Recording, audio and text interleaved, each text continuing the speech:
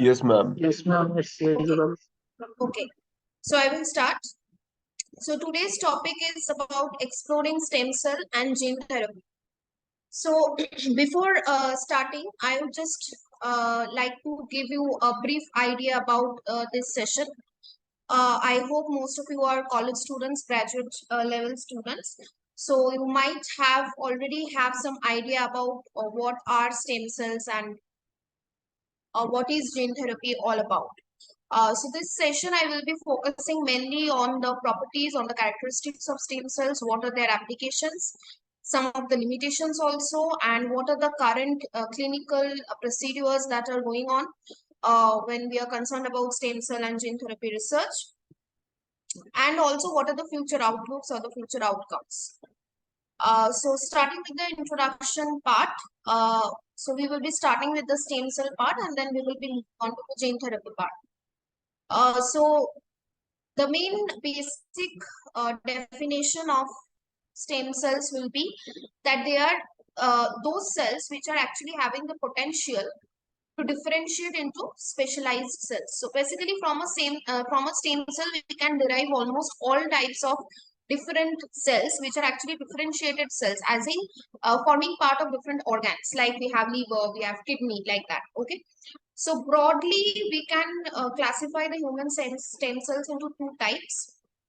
One will be the embryonic stem cells, which are obviously associated with the embryo, and the other will be the adult stem cells, which are associated, or the somatic stem cells, which are associated with the normal somatic cells. Okay, I hope the slides are visible. Yes, ma'am. Yes, ma'am. Okay, if there is any problem with the slide or if my voice is not clear, please mention. Okay. So coming to the classification part of the embryonic stem cells, means those stem cells which are actually derived from the embryo. So we all know what is an embryo, and right after fertilization of the sperm with the ovum or the oocyte, uh, what is formed is known as a morula, which is basically nothing but a totipotent stem cell. So a totipotent stem cell is basically a stem cell which will give rise to the pluripotent stem cells. Okay. So the next step will be blastocyst. I think many of you might know about this. So in the blastocyst, we have an inner cell mass which is present in the interior of the cells. Hence, it's known as inner cell mass. It's also abbreviated as IMC. And then there are further stages, finally leading to the development of the human fetus. So at this stage of the blastocyst, we have the pluripotent stem cells, and these pluripotent stem cells can actually give rise to any kind of cell. Okay, so as it has been shown in this diagram, as you can see, that from the pluripotent cells, we can get the circulatory system, we can derive the nervous system, we can derive the immune system. So the major organ systems of the body can actually be derived from the pluripotent stem cells, which is a unique property of the embryonic stem cells. So moving forward and talking about adult stem cells. So adult stem cells mainly includes the hematopoietic stem cells. Again, it's something most of you must have already heard of. Hematopoietic stem cells, the word hemato means RBC or the red blood cells. And poietic means it's coming from the word poiesis, which means synthesis or generation or production. So hematopoietic stem cells are basically those stem cells which are giving rise to all the different types of blood cells, not only RBCs, but also the WBCs and the platelets. Okay. Secondly, we have the mesenchymal stem cells, again something very important, because these stem cells can again give rise to different types of cells, like the osteocyte, the chondrocyte, the adipocytes. Okay, osteocytes are those cells which will be forming the bone. Chondrocytes means the um, uh, the cartilage type of cells, and then adipocytes will be the fat cells or the adipose tissue, and also different other connective tissue. Okay, and then we also have the neural stem cells. Obviously, from the name only, we can understand that they will give rise to the neurons, the different cells of the nervous system. Then we have the epithelial stem cells, which will be giving rise to the different cells lining the digestive tract, mainly the mucosal cell lines, and also the goblet cells, the enteroendocrine cells, means all the cells related with the gut system, with our digestive system. Then we have the different skin stem cells, which will be responsible for giving rise to the hair follicles, to the epidermis and the dermal layers of the skin. And last but not the least, we also have the cord blood stem cells, which are actually stem cells derived from the umbilical cord blood. Okay. Again, I think most of you must know what is umbilical cord blood, the blood that is derived from the umbilical cord right after the delivery of a newborn. So from there, we can actually isolate these stem cells, and then these stem cells can actually give rise to the different type of blood cells as well as to different types of mesenchymal cells. And by utilizing this umbilical blood stem cells, we can actually go for clinical applications, like go for treatment or therapy of different complicated chronic diseases, congenital diseases like rheumatoid arthritis, like hemophilia, thalassemia. Okay, so they are of great clinical use. Now coming to the main part, or the most important part that you should know about when you are attending a session about stem cells. That is, what is basically the use or the clinical application, the importance where we can actually use these different stem cells. Okay. So utilizing these stem cells, particularly the adult stem cells, the first successful bone marrow transplantation was done in the year 1968. So you can imagine how much earlier this entire concept of stem cell therapy and stem cell research actually came in. Okay, so it was as early as the year 1968. And basically, when will a person require bone marrow transplant? Either he or she is suffering from any kind of cancerous condition of the bone marrow, or maybe he or she is suffering from any kind of congenital disorder, a genetic disorder where there is some bone marrow defect or bone marrow failure. Okay, so obviously if there is bone marrow failure, it will lead to a destruction of the blood cells, isn't it? The RBCs, the WBCs, the platelets, they will not be formed properly. So that is there, and hence this entire concept of bone marrow transplant, particularly where we can use the stem cells, are basically very useful, because they can avoid various drawbacks or limitations of normal bone marrow transplant. Because in normal bone marrow transplant, if you are just collecting bone marrow from a person and then giving it to the recipient, donor recipient concept, there are higher chances of rejection, isn't it? Because that there needs to be tissue matching, okay, which is in most of the cases which is not like feasible or is not successful. But when you are actually using the stem cells, these cells are going inside your body and then they are actually differentiating into the desired type of tissue. So that is again much more useful. Now talking about multipotent and oligopotent somatic stem cells. So now we are talking about somatic stem cells, not adult stem cells. Okay.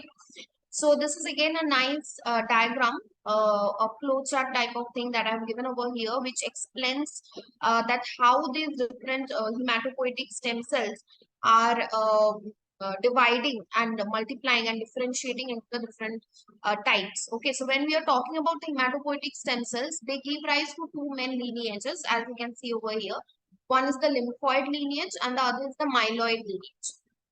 So the lymphoid stem cell lineage will give rise to all the different types of lymphocytes. Okay. Now, when we are talking about lymphocytes, we all know that lymphocytes can be smaller and they can be larger also. If they are larger lymphocytes, then they usually refer to the natural killer cells, as they have shown over here.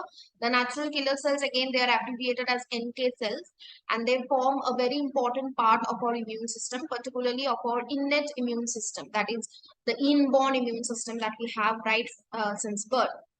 And then talking about the smaller lymphocytes, we have the T lymphocytes and the B lymphocytes. Again, both of them are very important.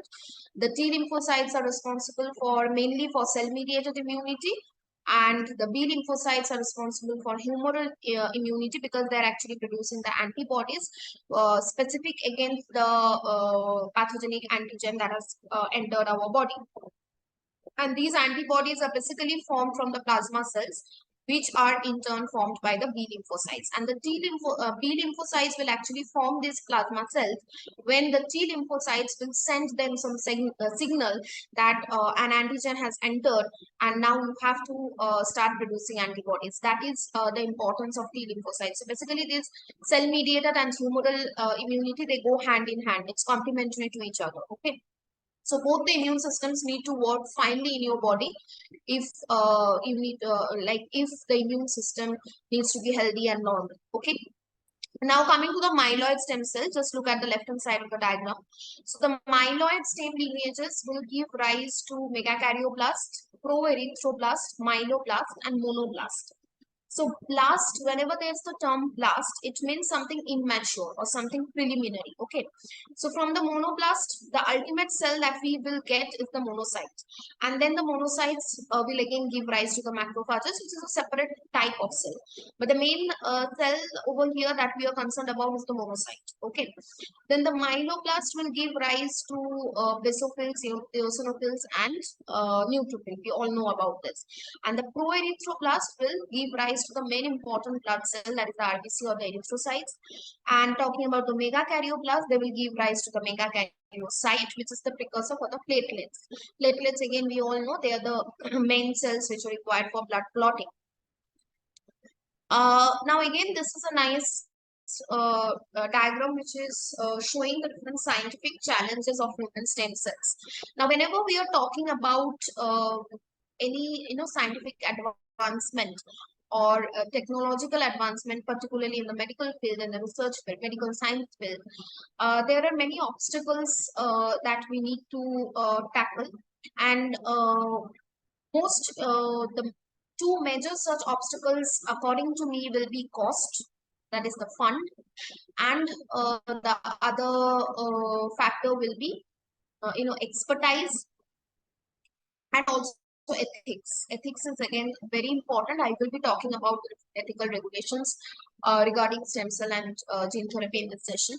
So and fund, because although like we are doing great in science, we are sending spaceships to the moon for the first time, like we are the first country to do so, being a developing country, being a third world country, so obviously it's a huge achievement. But again, the amount of fund, like they did it with 600 crores ISRO. But if talking about medical science, if 600 crores is given to the medical scientists, they will hardly be able to do anything as revolutionary as Chandrayaan 3. So in that case, the fund that is required for medical science or medical research is much, much more. So that is again a problem. And obviously ethics, which I will be talking about. Building scientific capacity means, the expertise that I was talking about. Then there are many, fine and delicate things that we need to deal with, like understanding the different cell specialization, studying in details about the internal structures of the cell. Okay, if anyone is having any question, please, you can write it in the chat box. But I will not be able to check the chat box right now because I'm going with the flow of the PPT presentation. So if you have any question, you can just wait, and at the end of the session, I will try my best to keep at least 10 minutes to 10 minutes for the interactive session. So there you can ask me any question. I hope the slide is changing. Yes, ma'am. Please someone confirm. Yes. Someone please confirm if the slide is changing or not. Yes, ma'am. Yes, changing. Okay, thank you. And someone's annotation is on. Please, hide that annotation. Okay, so coming to tissue scaffolding.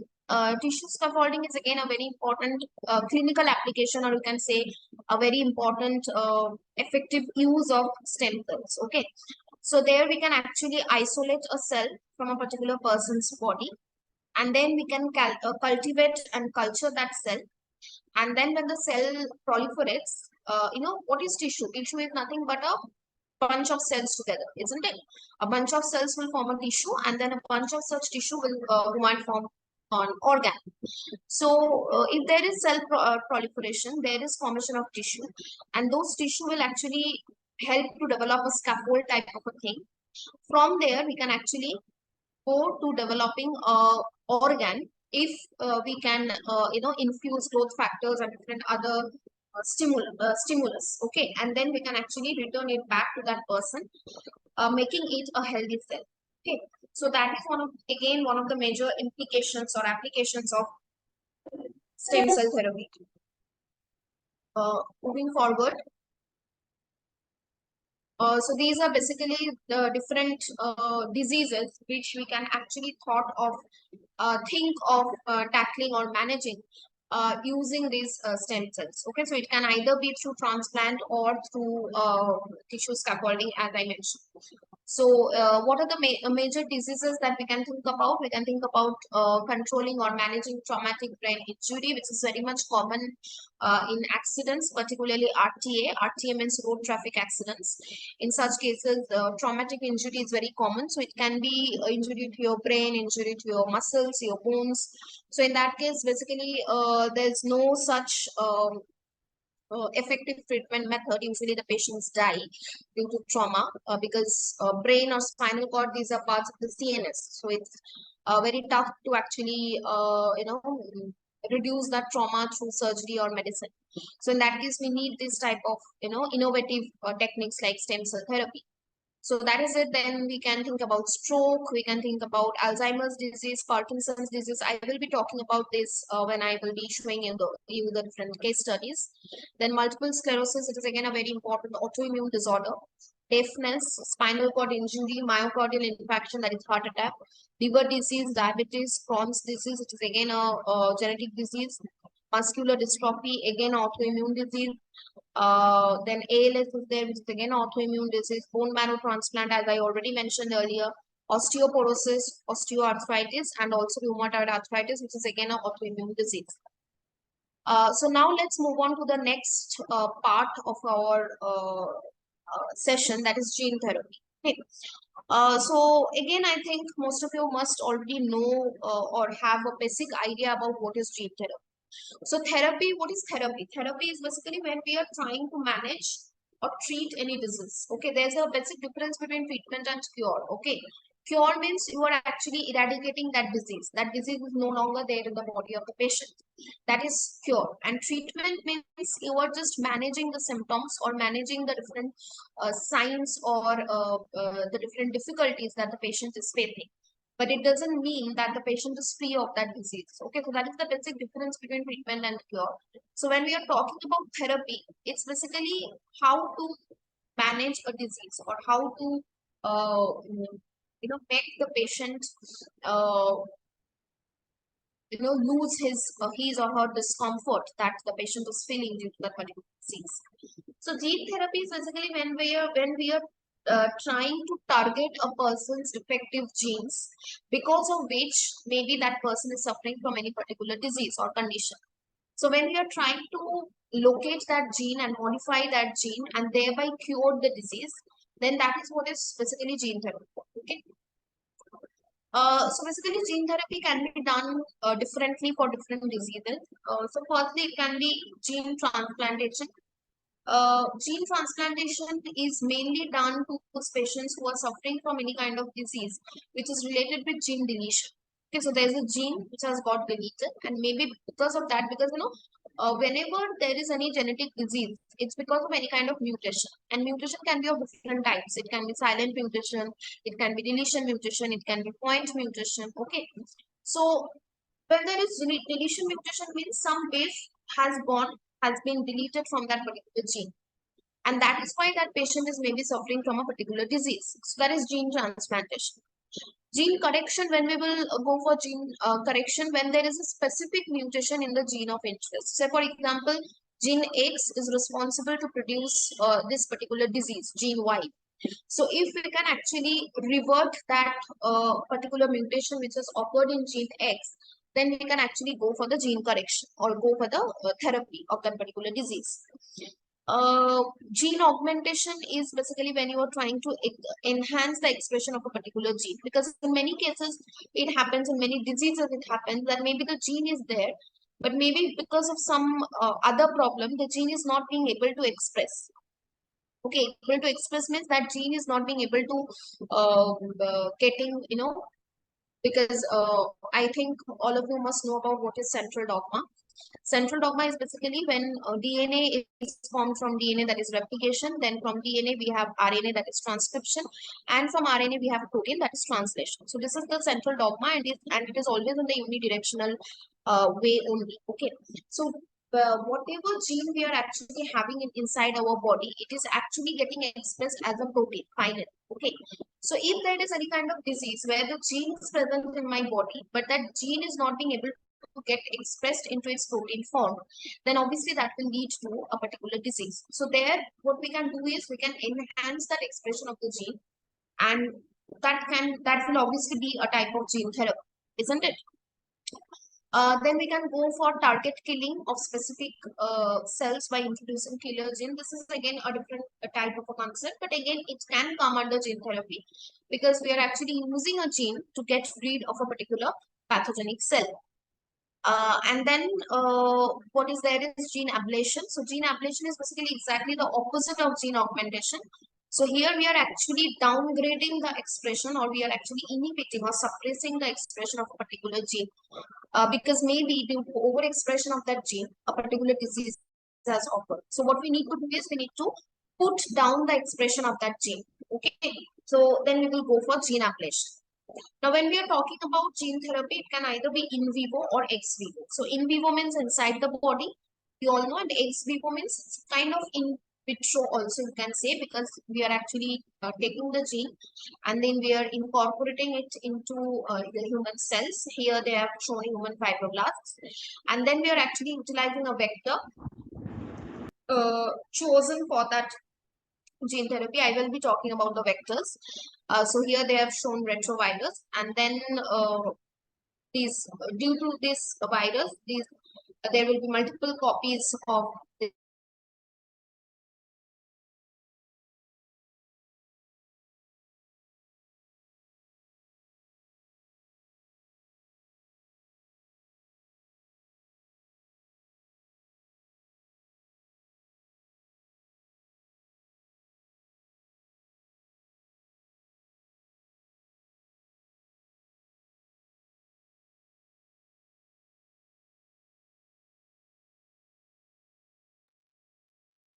Can't hear you, ma'am.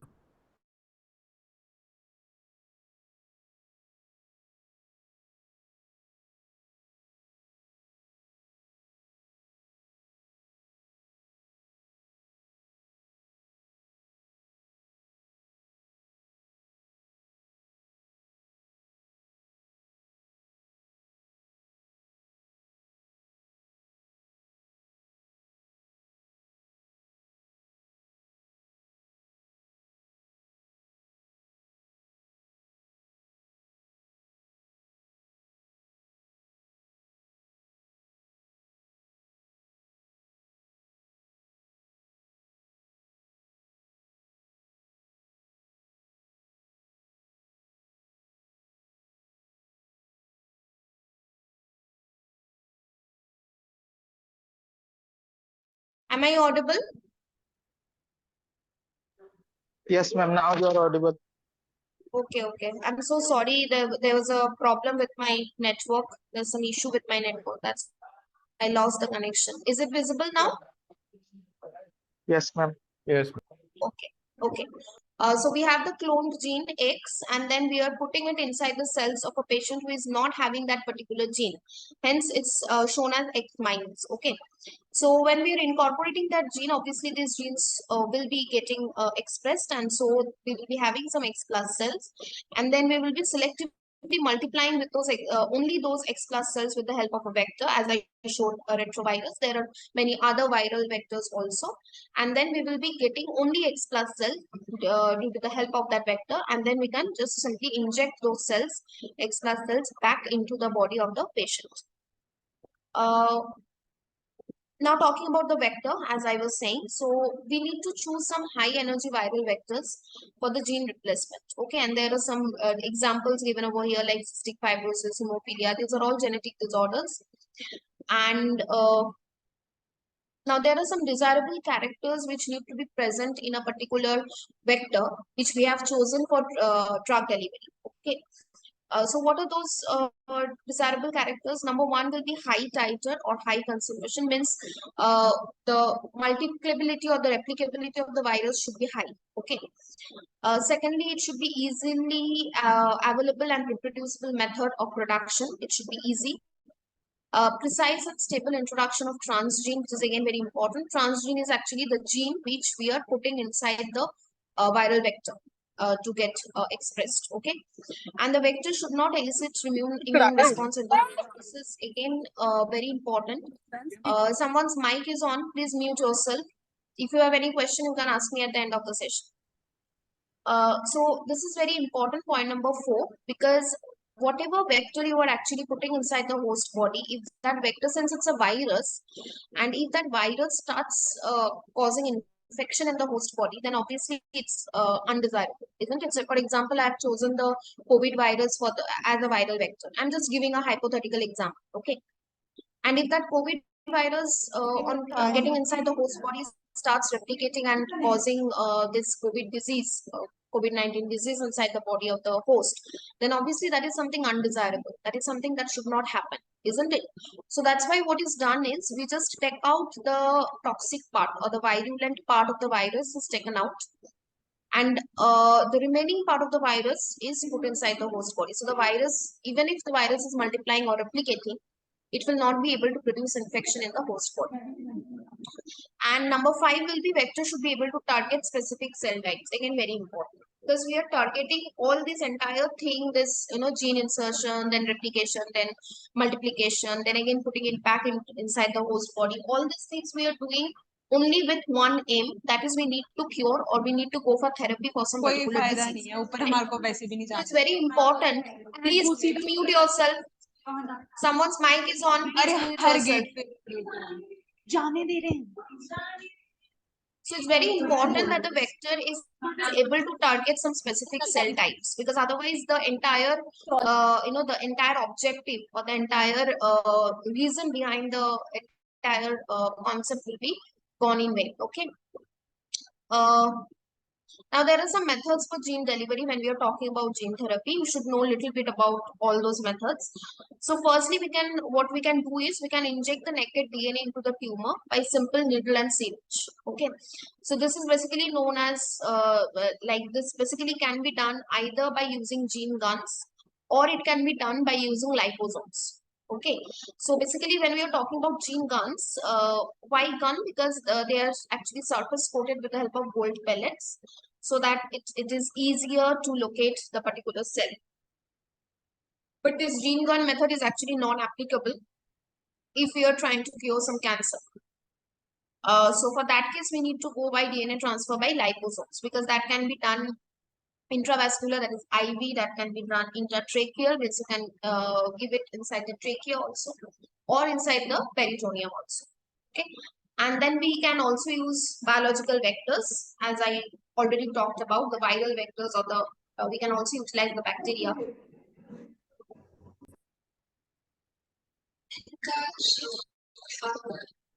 can also utilize the bacteria as the viral vectors, as the vectors for gene delivery. Okay, so basically utilizing these vectors, they will be the most efficient means of gene transfer. Okay, and then these are some of the most common viral vectors that we have. So we have retrovirus, we have adenovirus, we have adeno-associated virus, and we have Hodge simplex virus. Okay, so virus, as we all know, they can have DNA or RNA as the genetic material, isn't it? So retroviruses actually, they are able to create DNA from RNA because they are themselves RNA virus. I think most of you must know this. So why they are known as retroviruses? Because they are having this enzyme called reverse transcriptase, with the help of which they can actually reverse the central dogma, as I was talking about the central dogma. So they can reverse the central dogma and they can actually make a cDNA from their RNA. Okay, cDNA means complementary DNA. Why complementary DNA? Because it's containing the base sequences exactly complementary to that of the mRNA from where they have been synthesized. Okay, so that's why it's retrovirus.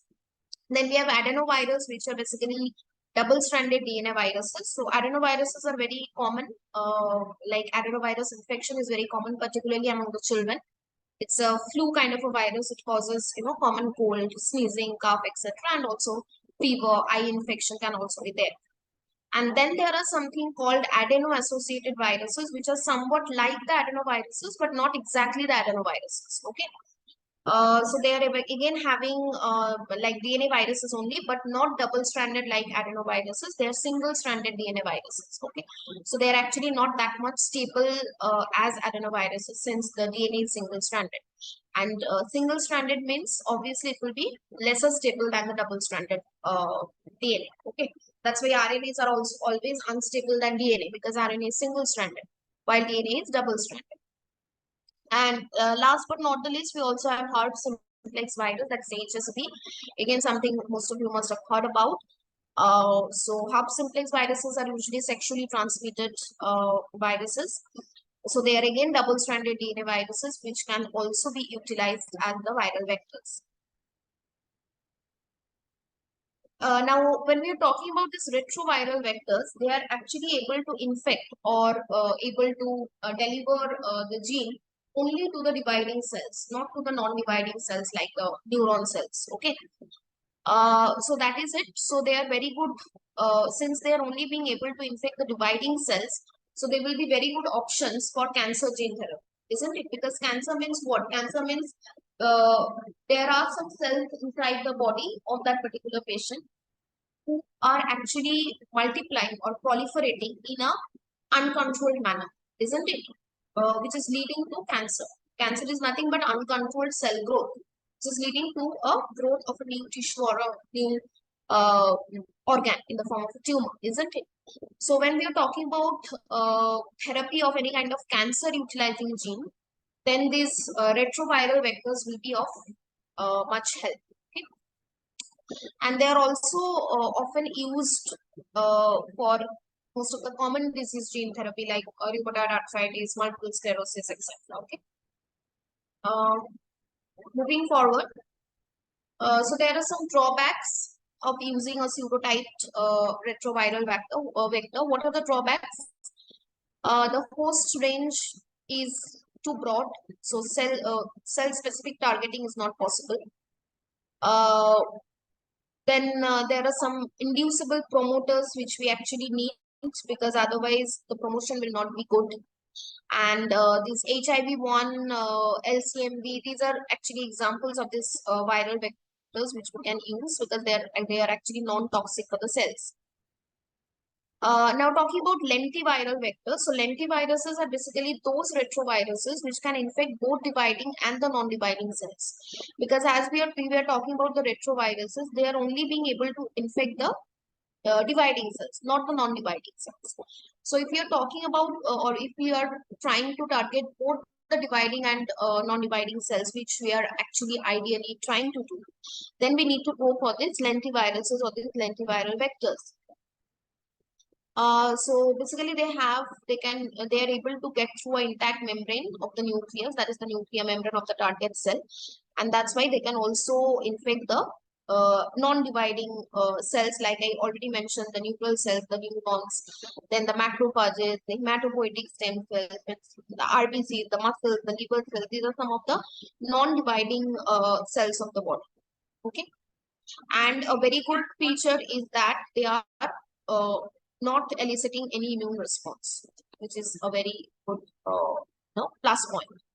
And then talking about the adenoviruses are actually the most common viral vectors that are used for gene therapy. So these are basically the non-enveloped viruses which are containing a double-stranded DNA gene. And this is basically the structure as you can see over here. And again, they can infect both the dividing and the non-dividing cells.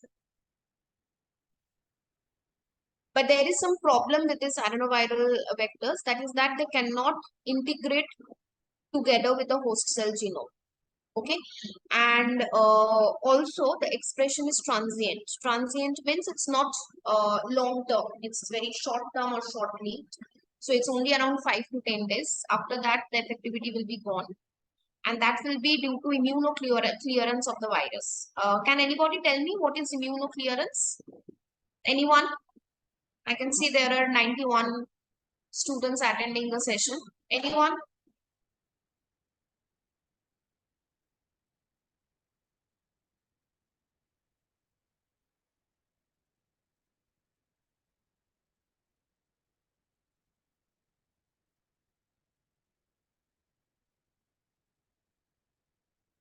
Anyone?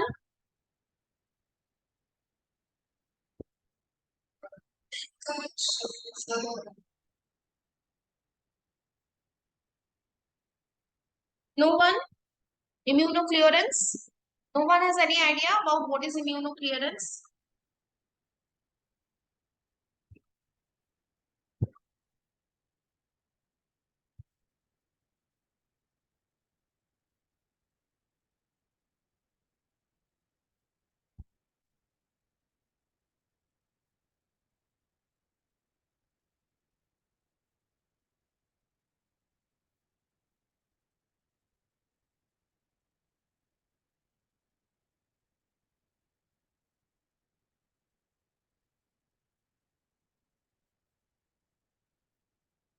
No idea? So immunoclearance is basically, okay, someone has written something.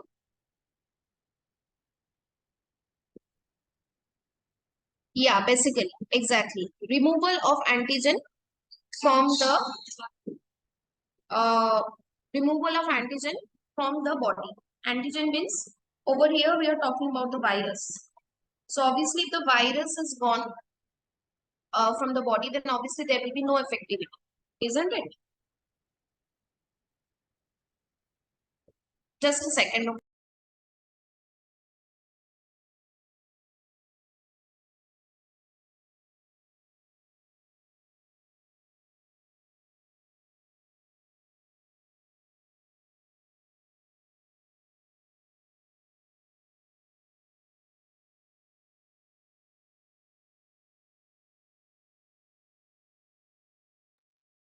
Okay, so after that, talking about the adeno-associated viruses.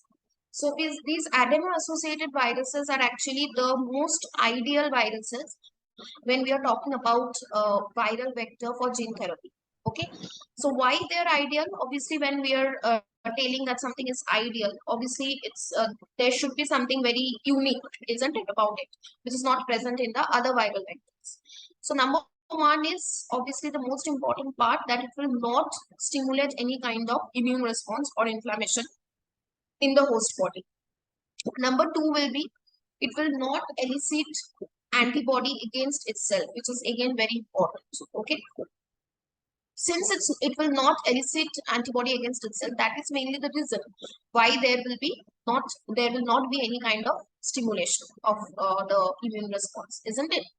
And third will be it cannot enter the non-dividing cells, and we mainly require the dividing cells only for this this entire gene therapy process. Okay, and also the other point is that it will integrate successfully into the genome of the host, and particularly over here we are talking about the chromosome 90, which is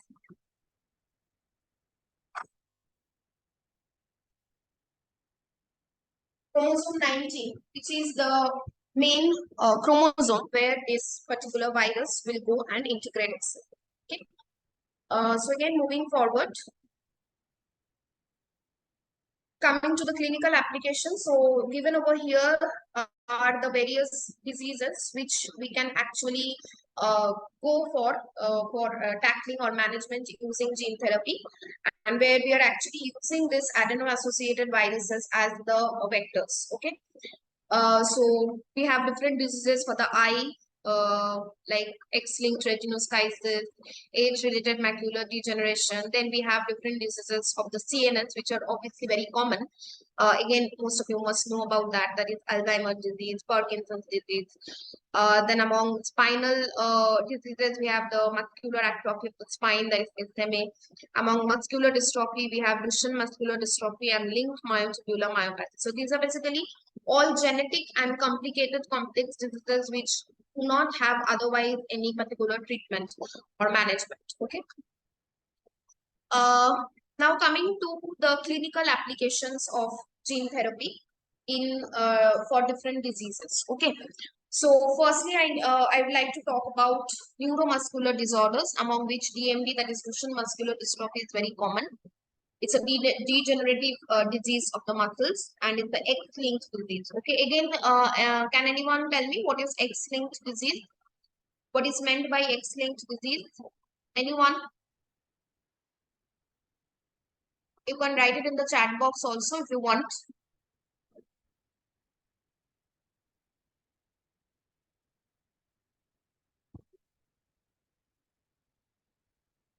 No idea? What is X-linked disease? Anyone from the participants? You can write it in the chat box also if you want.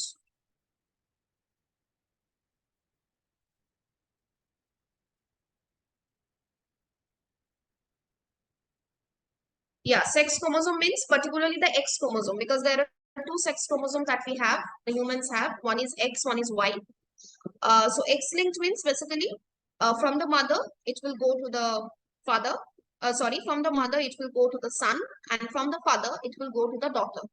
Okay, so it's opposite. The transmission will be to the opposite gender. That's why that is what is X-linked. Okay. So basically over here there's a particular protein, that is dystrophin protein, which is lost, which is not produced due to the defect in the gene that is responsible to produce this dystrophin protein. Okay. So there we can actually go forward with the AAV, that is adeno-associated viral vector, for the gene therapy. Next disease that we can target with gene therapy will be CNS disease. I hope the slides are changing.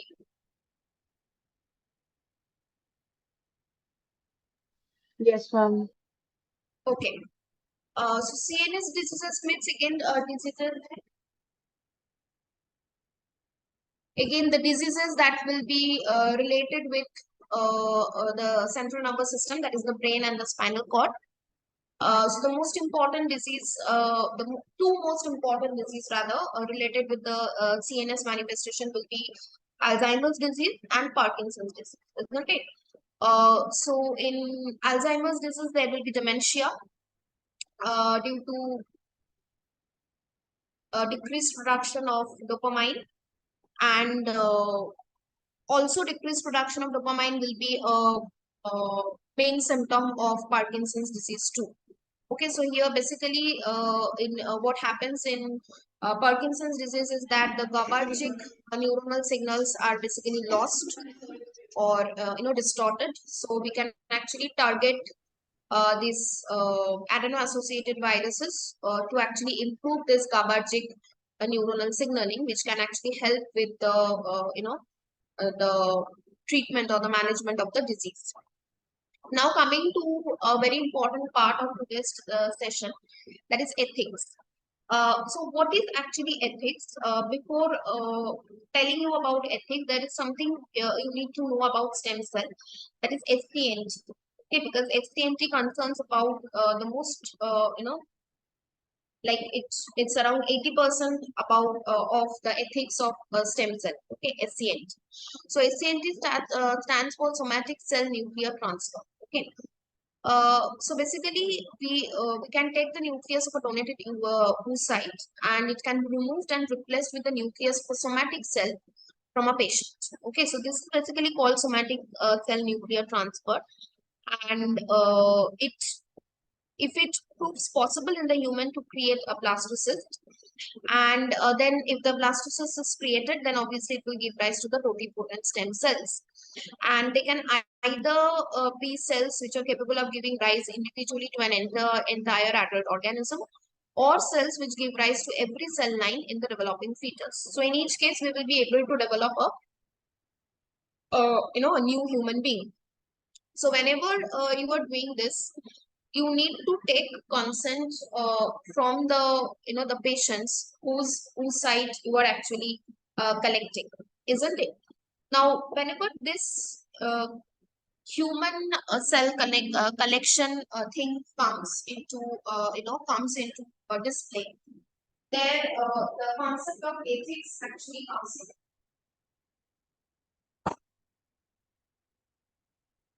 Because ethics is something which is very important when we are dealing with humans, or when we are dealing with human samples. Okay.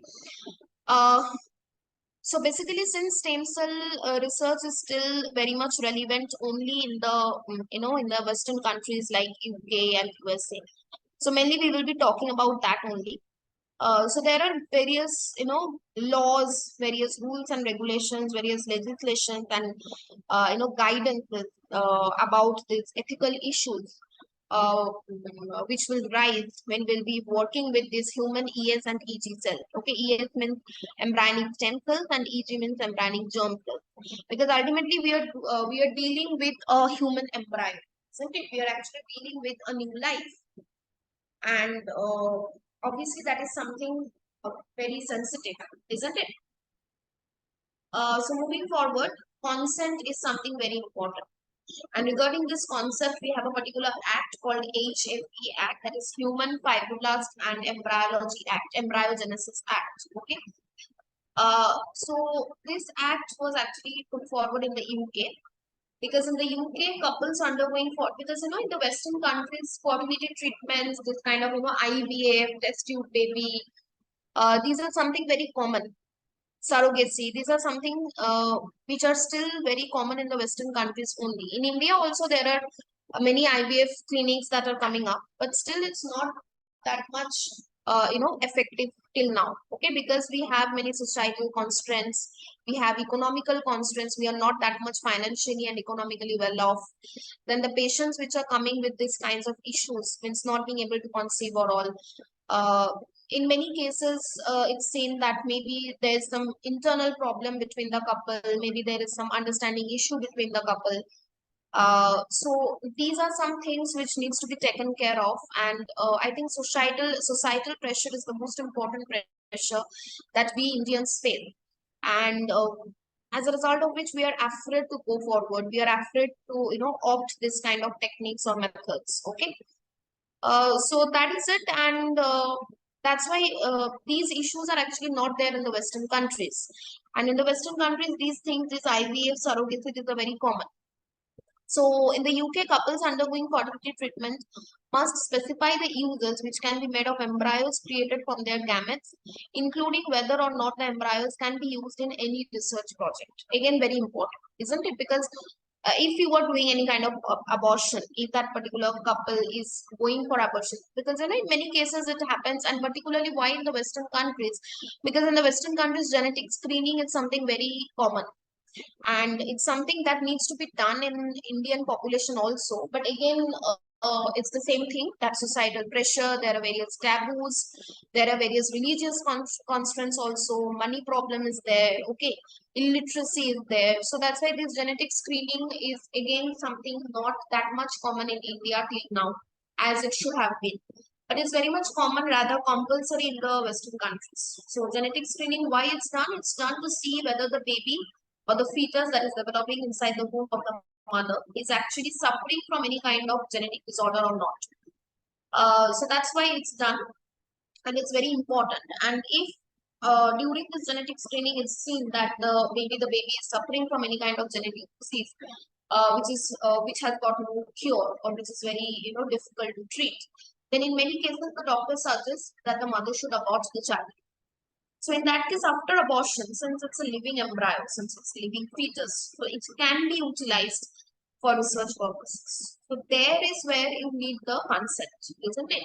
Because it's aborted, but still it's it's the baby of that particular couple. So it's very important that you take the consent from the couple before you go for this kind of stem cell research. So there's a report given by the US National Bioethics Advisory Commission. And it states some important facts about this ethics in stem cell research. So number one will be disclose that the ESL research is not intended to provide medical benefit to the embryo donors. Make clear that consenting or refusing to donate embryos to research will not affect the quality of any future care provided to the prospective donors. Describe the general area of the research to be carried out with the embryos and the specific research protocol if known. This is something very important because you should let the patient party or you should let the couple know about what is exactly being done with the embryo, isn't it? Disclose the source of funding and expected commercial benefits of the research with the embryos if known. Make clear that embryos used in research will not be transferred to any woman's uterus. Make clear that the research will involve the destruction of the embryos because after the research is over, obviously you should destroy the embryo. Now coming to ethics about ethics in gene therapy, so it's somewhat the same only that you can understand because this consent and then confidentiality, these are some of the main parts of ethics in any field, particularly when we are talking about medical science or medical research. So the ethical questions regarding gene therapy will be number one, how can good and bad uses of this technology be distinguished? Who decides which traits are normal and which constitute a disability or disorder? Will the high cost of gene therapy make it available only to the wealthy? Could just as what I was saying about gene screening, because since there is fund constraint, there is money constraint, many people actually cannot go for it. Could the wide, even in India also, till now, majority of the people cannot even think about stem cell therapy or gene therapy. Okay, and the main reason behind that is lack of fund or financial or economical status. Because till now in India, 70% of the population is, I will not say BPL, but still 70% of the population is actually suffering from poverty. If not 70, at least 60%. Okay. So that is there a huge constraint. Could the widespread use of gene therapy make society less accepting of people who are different? Again, this is, a philosophical question, isn't it? Because if there is gene therapy out to the people, to the common people, and if it's actually successful, and if it can, make an abnormal child normal, then those people, because even if it becomes common, still there will be some amount of people, at least 20% of the population will be there who will not be able to, access this gene therapy, isn't it? And their child or their children, maybe they will still remain abnormal. And if those childs are facing bullying, if those childs are not being accepted by the society, then obviously that is something that we need to talk about, isn't it? Again, moving forward. So current research on gene therapy treatment has focused on targeting the somatic cells, that is the bone marrow and the stem cells, and this is basically known as germline gene therapy. And again, there are some altercations regarding the ethics because again you are utilizing the germline from the embryo, the fetus. Okay. Now coming to, I think this is one of the last parts of today's session, that is the case studies. Okay, so case studies means I will just put up some incidents where there have been successful stem cell transplant or successful gene therapy. Okay. So for Bishop loss in the year 1991, it began for the first time, and the target gene was RPE65. And then after 7 years, Bennett and Magor tested and they targeted a gene, and it was successful. It restored the vision for all the 3 dogs. It was performed in dogs, the experiment. Then talking about the immune system to fight cancer, again there was a study that was done in 2010 at the National Cancer Institute, where again massive amounts of this CAR T cell, which is known to cause cancer in the immune cells, was removed, and he underwent a complete regression. Regression means that person became cancer free. Then we have Rima Sandhu's stem cell success theory or success story, you can say. Actually, it's not a story, it's a true incident. There was a person called Rima Sandhu, and she was diagnosed with multiple sclerosis, which is an autoimmune disease. And there were some side effects that she was suffering from when she took drugs. and then she finally went for autologous stem cell transplant by IV methods, and as a result of which she improved a lot. She restored normal brain function, normal vision, and she could start living a normal life. Then we have Dave Randall, heart attack. He suffered from heart attack in 2016, and doctor almost said that he will die, but he went for bone marrow transplant, stem cells, and after that transplant again became fit and fine. And another case study is of Andrew Robinson, suffered from arthritis. He was a 47-year-old patient, and again he underwent knee replacement by scaffolding, as I already showed you what is basically scaffolding, and after that he again returned back to normal active lifestyle. And talking about the future, obviously we can go for more and more number of experiments. There are some Japanese scientists who have announced world's first clinical trial where patients with Parkinson's will have AST, that is adult stem cells injected to the brain with the help of restoring the normal function. So these are actually some of the future upcoming experiments. Then we can go for treating sickle cell anemia, beta thalassemia. These are all hematological disorders, genetic disorders which can be treated. And it has already been proved to be successful in 50% of the patients, where we are actually going for gene therapy utilizing this adeno-associated viruses. So I think that's it. And last but not the least, I have given some links to some YouTube videos where if you are interested, you can go and watch those videos about how exactly is this ex vivo in vivo gene therapy is done, how exactly stem cell therapy is useful. So you can just go and look at these YouTube videos. I think it will be helpful. So I just wrap up the session by just giving a brief summary. So we talked about what are stem cells, what are the different types of stem cells, what is basically gene therapy, what are the different ethical considerations that we need to think about, some of the successful case studies that have already been done, what are the different clinical implications, clinical applications of gene therapy and stem cells, and last but not the least, the future outlook or the future outcomes. So I think that's it. If anyone has any question, he or she can ask.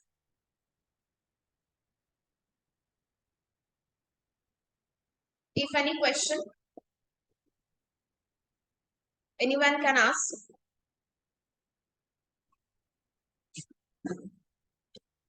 I can see there are 85 participants. No one has no question.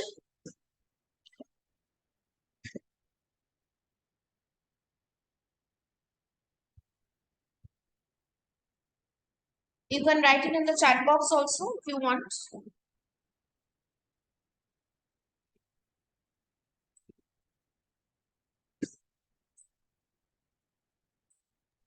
Good afternoon, ma'am.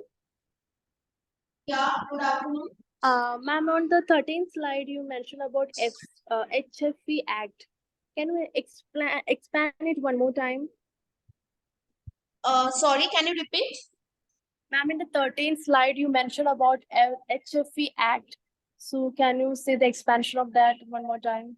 Yeah, HFA Act is basically Human Fibroblasts and Embryogenesis Act, which was basically done to commemorate and to make people aware about the different ethical considerations or ethical blueprints that we need to follow if we are going for a stem cell transplant. Okay. Someone is asking challenges of stem cell research. Obviously, the most important challenge will be ethics. As I already mentioned, then there will be fund, particularly if you are talking about India. Then obviously funding will be a great challenge. Then again, another challenge will be expertise, because stem cell is something where we need expertise. Okay, you and me cannot just go up and do something about stem cell. Okay, So it needs expertise, it needs fund, it needs instruments, it needs laboratories where safety protocols must be followed. Okay. What's the status in India? Obviously, the status is not very much advanced or very much with a bright future prospect, which is again something I already mentioned, because these first though I would like to say that the kind of infrastructure, the kind of instruments, the kind of funding that we need is not there. But still, studies are going on mainly in the south part, like South India, in Bangalore, in Hyderabad. There are laboratories where work is going on. So yes, we can hope for betterment. Okay. Okay. Someone is asking about stem cell implant. Stem cell implant is again, it will be the same thing. Only instead of mesenchymal stem cells, we will tell about meristematic cells, meristematic tissues. Okay, but the concept will be the same. That the stem cells will be able to differentiate and produce the different types of cells or the tissues. Because in plants we don't have any organ, isn't it? So we cannot say organ. We can only say tissue and cells in plants. Okay. Then someone has asked about license. Okay, license. It's actually not licensed. When we, what we can see, what we can say is it's about the ethical clearance. Okay, whenever you are going to do some research about, yeah, I will surely send this PPT. Yeah, I will surely send it, and you can just look after it, and you will just contact whoever official is there. He or she will hand it over the PPT. Okay, I think recording is also there. We'll get the recording also. That is not any problem. Don't worry about it. So yeah, I was talking about ethical clearance. So ethical clearance is again very important when we are talking about stem cell research, because research means you are working on something new or something innovative, isn't it? So, and it has got no idea. You are like, it has got no guarantee. You are working on a hypothesis. You have just made a research proposal, or you have made a synopsis. You have just like given an idea. Okay, I will this, but there is no guarantee that you will finally be able to do that thing, isn't it? So that's why it's very important that you take ethical clearance, keeping in mind all the different aspects of ethics. That is, consent is there, then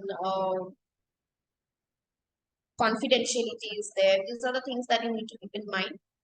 And then someone has asked about gene therapy time. Okay, so when the approximate time will be just, I think, just much more than the time which is required for any drug to be like open in the market to get commercialized. I think it takes around 15 to 20 years. Okay. Okay, FDA means Food and Drug Association. Gene therapy के लिए FDA I don't think will be appropriate, because gene therapy is not something which is you will like sell in bottles or sell in containers. It's not something like that. It's not something which will be available in online shopping websites or in Spencer's or Blinkit, isn't it? So there obviously FDA is not concerned, but obviously higher regulatory and statutory bodies will be concerned. Okay. Any other question? I think I have answered almost all questions. If there are any more questions, most welcome. You can ask me.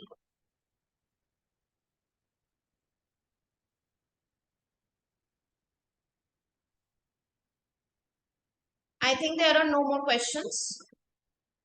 It's already 3:30, so I think I will just end it.